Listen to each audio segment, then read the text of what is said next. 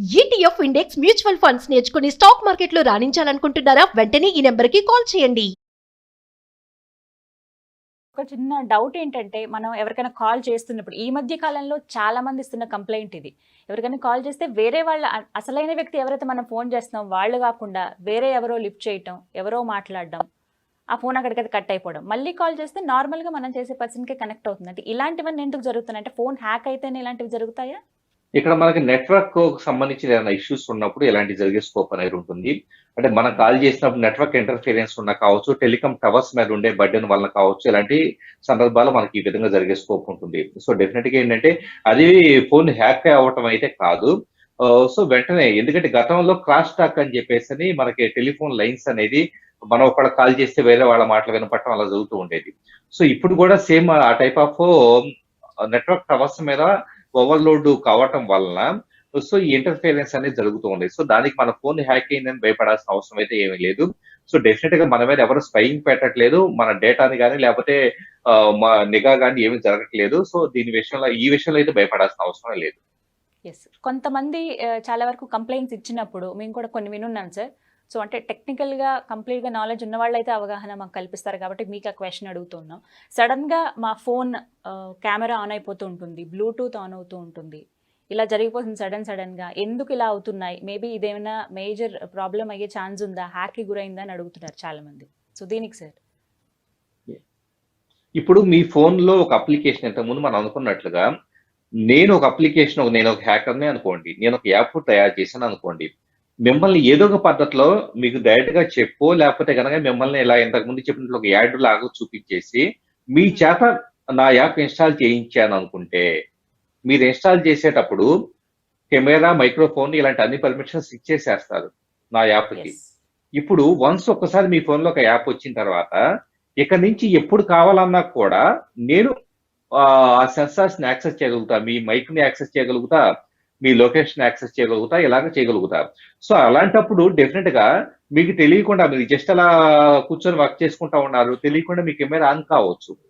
హ్మ్. సో అందుకని ఏంటంటే దీనికి ఒక ఆప్షన్ ఇటీవల ఆండ్రాయిడ్ ఆపరేటింగ్ సిస్టమ్‌లో వచ్చిన ఒక చిన్న ఆప్షన్ ఏంటంటే, కొత్తగా మీరు ఏ యాప్ ఇన్‌స్టాల్ చేసినా అది ఫస్ట్ టైమ్ కెమెరా అడుగుతుంది, లేదా మైక్ అడుగుతుంది, లొకేషన్ అడుగుతుందని మన స్క్రీన్ మీద చూపిస్తుంది. అప్పుడు వన్ టైమ్ అని సెట్ చేయండి. లేదా only when using this application అని చెప్పేసి సెట్ చేయండి. అంటే మీరు ఆ యాప్ ఓపెన్ చేసినప్పుడు మాత్రమే అది అవసరాన్ని బట్టేసి అది వాడుకుంటుంది. ఓకే. అంటే ఇప్పుడు ఫర్ ఎగ్జాంపుల్ మీరు గూగుల్ మ్యాప్సే తీసుకున్నారనుకోండి. గూగుల్ మ్యాప్స్ ఎందుకు ఓపెన్ చేస్తారు మీరు? ఇక్కడి నుంచి ఎక్కడికో వెళ్ళటానికి లొకేషన్ కోసం, నావిగేషన్ కోసం ఓపెన్ చేస్తారు. ఆ ఒక్కసారి మీరు లొకేషన్ ఎనేబుల్ అయ్యే విధంగా సెట్ చేశారంటే, గూగుల్ మ్యాప్స్ క్లోజ్ చేసి ఇంకో యాప్‌కి వెళ్ళిన తర్వాత లొకేషన్ అనేది గూగుల్ మ్యాప్స్ యాక్సెస్ చేయదింక. సో మీకు తెలియకుండా అది ఆన్ అవ్వటం అనేది జరగదు. సో అలా కొంతవరకు ఓకే. మీకు ప్రైవసీ ఉండేది స్కోప్ ఉంటుంది. యెస్. వన్ టైమ్ అనేది ఖచ్చితంగా మనం అక్కడ ఇండికేషన్ ఉంటుంది. మనం వన్ టైమ్ అనే మనం యూజ్ చేయాలి. సో అప్పుడు మనం ఎప్పుడైతే యాప్ ఓపెన్ ఎగ్జాక్ట్‌లీ. చేస్తామో అప్పుడే ఓపెన్ అవుతుంది. So and exactly. ఇంకొకటి సార్ అండ్ లాస్ట్ ఫైనల్‌గా అడగాలనుకుంది ఏంటంటే, ఇలా ప్రాబ్లమ్స్ వచ్చినప్పుడు ఫస్ట్ అసలు ఎలా కంప్లెయింట్ ఇవ్వాలి? ఎవరి దగ్గర కంప్లెయింట్ ఇవ్వాలి? ఏమని చెప్పాలి? ఇది చాలా మందికి తెలీదు. ఇలా ప్రాబ్లమ్ ఉందని పక్కన ఫ్రెండ్స్‌తో షేర్ చేసుకుంటారు.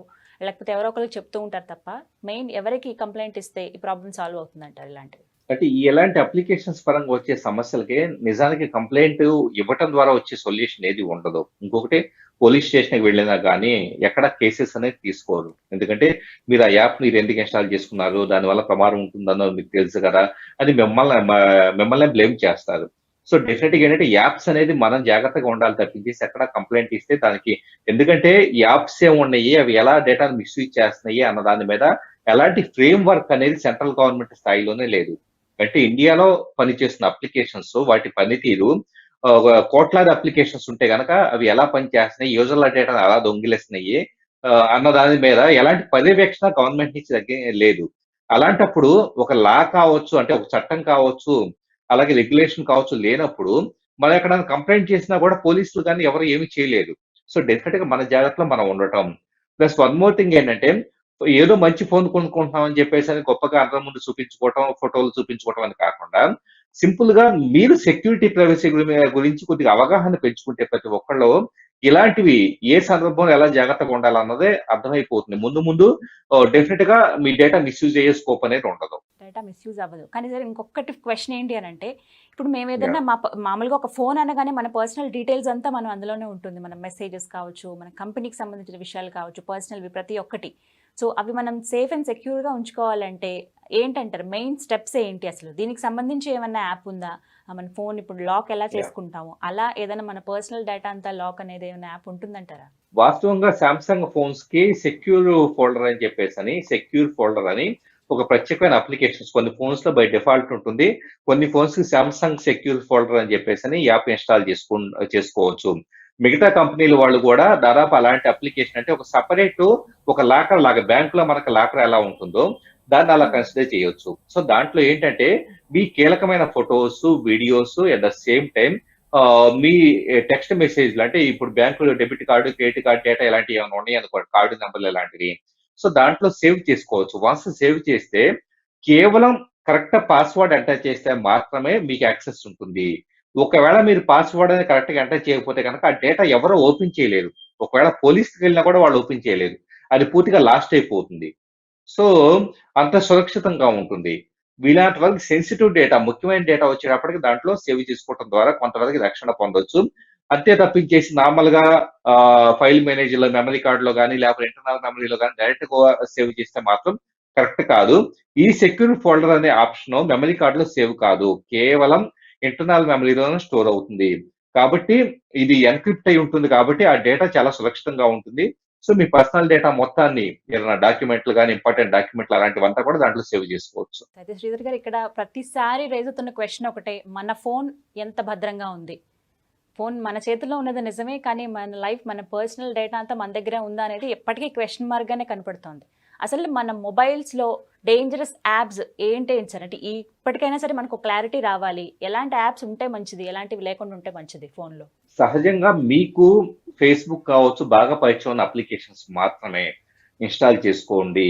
ఎందుకంటే ఫేస్బుక్, వాట్సాప్ లో లోపాలు లేవంటే వాటిలో కూడా లోపాలు ఉంటాయి, సెక్యూరిటీ లోపాలు. ఉదాహరణకి ఆ మధ్య కాలంలో వాట్సాప్ లో ఒక సెక్యూరిటీ లోపాన్ని ఆసరాగా చేసుకుని పెగాసస్ వచ్చింది. పెగాసస్ చాలా మంది మీద స్పై చేసింది. సో ఇలాగ వాటిలో కూడా లోపాలు ఉండొచ్చు. కానీ 99% సందర్భాల్లో ఈ అప్లికేషన్స్ చాలా వరకు సెక్యూర్డ్ గా ఎప్పటికప్పుడు ప్రోటోకాల్స్ మెయింటైన్ అవుతూ ఉంటాయి. అవి కాకుండా ప్లే స్టోర్ నుంచి సడన్ గా మీరు ఏదో నెట్ బ్రౌజ్ చేస్తుంటే మీ ఫోన్ స్క్రీన్ మీద ఒక యాడ్ వస్తుంది. ఏమని? మీ ఫోన్ స్లో అయిపోయింది, మీరు చాలా ఫాస్ట్ చేసుకోండి, లేదా మీ బ్యాటరీ అనేది త్వరగా డిశ్చార్జ్ అయిపోతుంది, సో బ్యాటరీ బ్యాకప్ పెంచుకోండి అని ఒక అడ్వర్టైజ్మెంట్ కనపడింది అనుకోండి. బ్లైండ్ గా మనం ఏం చేస్తాం? వెంటనే ఇన్స్టాల్ చేసేస్తాం. కొన్ని సందర్భాలు మీ ఫోన్ లో 55 వైరస్లు ఉన్నాయి అంటారు. 55 అనే ఫిగర్ ని వాళ్ళు ఏదో ర్యాండమ్ గా పెడతారు. అక్కడ ఒక వైరస్ కూడా ఉండదు. సో మీ వైరస్లను క్లీన్ చేసుకోవాలంటే ఈ యాప్ ని ఇన్స్టాల్ చేయండి అని అంటారు. అది క్లిక్ చేసిన వెంటనే మీ ఫోన్ లోకి ఒక యాప్ వచ్చేస్తుంది. అది అప్పటి నుంచి మీ ఫోన్ మొత్తాన్ని నిఘా పెట్టేసి మీ ఫోన్ లో జరిగే యాక్టివిటీస్ అన్నిటిని, కెమెరా, మైక్రోఫోన్, అలాగే స్టోరేజ్, ఇంటర్నెట్, జిపిఎస్ ఇలాంటి అన్నిటిని కూడా యాక్సెస్ చేస్తూ ఉంటుంది. అలా యాక్సెస్ చేసి అది హ్యాకర్ కి చేరవేస్తూ ఉంటుంది. హ్యాకర్ వాటిని థర్డ్ పార్టీ మార్కెటింగ్ కంపెనీలకు అమ్ముకోవడం కావచ్చు, లేకపోతే మిస్యూజ్ చేయడం కానీ చేస్తూ ఉంటారు. అందుకనే ఖచ్చితంగా కూడా ముఖ్యమైన అప్లికేషన్స్ మాత్రమే మీ ఫోన్ లో ఉంచుకోండి. అన్ని యాప్స్ ఇన్స్టాల్ చేసుకుందాం, ఏదో ఒకటి ఎప్పుడోసారి ఉపయోగపడుతుంది అన్నట్లుగా కొంత ఫోన్స్ లో 50-60 అప్లికేషన్స్ ఉంటాయి. సో అన్ని అవసరం లేదు. మీరు గత 6 నెలల కాలంలో ఇన్స్టాల్ చేసి అసలు వాడని అప్లికేషన్స్ ఐడెంటిఫై చేయండి. ఇది ఒక పారామీటర్. మీరు ఎప్పటికప్పుడు లాస్ట్ 6 months లో అసలు వాడని యాప్స్ ఏమున్నాయో ఐడెంటిఫై చేసి వాటిని వెంటనే అన్ఇన్స్టాల్ చేయండి. ఆండ్రాయిడ్ ఆపరేటింగ్ సిస్టమ్ ఫీచర్ వచ్చింది. అదేంటంటే ఎప్పటికప్పుడు ఈ పర్టికులర్ అప్లికేషన్ పర్మిషన్స్ రివోక్ చేసే ఒక ఫీచర్ కూడా వచ్చింది. అది కూడా హెల్ప్ అవుతూ ఉంటుంది. Thank you so much sir, చాలా క్లియర్గా అవగాహన కల్పించారు దీని